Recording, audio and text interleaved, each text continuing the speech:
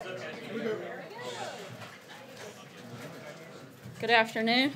The president simply calling out the media bias. No one's defending what she said. The president is the president of all Americans, and he's focused on doing what is best for our country. And you can see that in the actions that he's taken.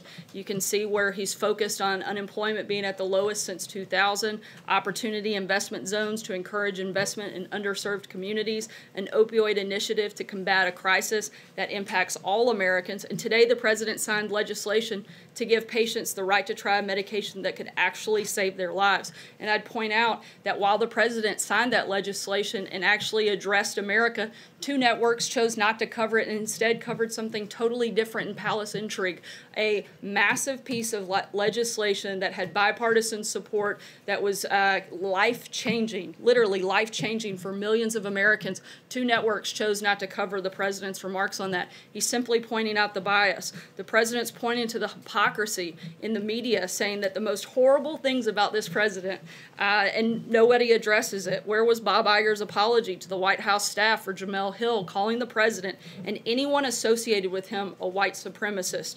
To Christians around the world for Joy Behar calling Christianity a mental illness? Where was the apology for Kathy Griffin going on a profane rant against the president on The View after a photo showed her holding President Trump's decapitated head?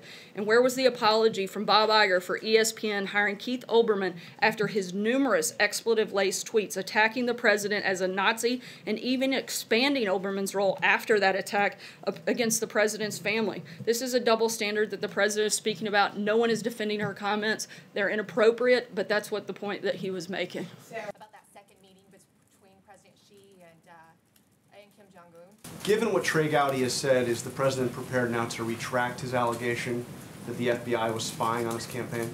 No, clearly there's still cause for concern that needs to be looked at. Let's not forget that the deputy director of the FBI was actually fired for misconduct. The president's concerned about the matter, and we're going to continue to follow the issue. I do have two, if you'll indulge me quickly.